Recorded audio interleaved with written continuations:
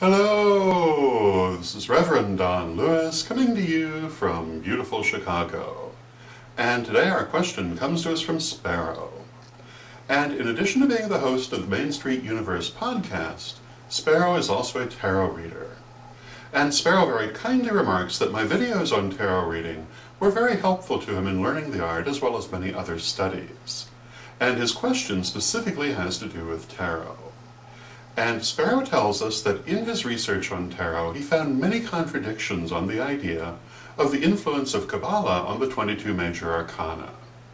And many contradictions in correspondences, for example, between Hebrew letters and the major arcana, and things like this. And he would like to know my take on this and whether I consider it to be important at all, and if so, do I have a preference for correspondences between tarot and Kabbalah? And my answer to this is that there are many different theories about how the tarot was developed. The truth of the matter is that there are no records of the development of the tarot. All we have are knowledge of the earliest known tarots and where they came from. And it really doesn't tell us much, but it does tell us some important things.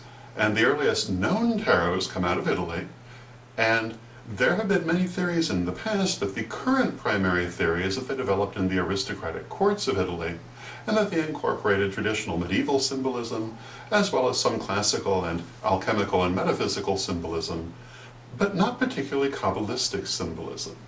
In the late 19th and early 20th century, many people thought that tarot had been developed out of Kabbalah, but that is not generally so thought today. And therefore, although I think that syncretizing the two systems is certainly a very worthy thing, because I'm a great believer in syncretism, the idea that the tarot inherently reflects Kabbalistic symbolism simply isn't really there. Therefore, I would say that whatever set of correspondences you like would be perfectly appropriate. I myself don't really do anything with Kabbalah, and as a general rule, I really don't agree with its underlying premises. One of the underlying premises of Kabbalah is that the world is not as it should be, and it does spend quite a bit of time with the idea of evil and why it should exist. And since I come from a background that believes that the world is as it should be, and does not acknowledge the idea of evil in that sense, these things really make no sense to me. So, my answer is that, for me, Kabbalah forms no aspect of my understanding of tarot, and I would say that you should incorporate it to the extent that it pleases you to do so, or sheds light on your understanding of tarot. Now, can it shed light on your understanding of tarot? Of course it can. And again, syncretizing these two systems is certainly not a bad thing. It's just not something that I do.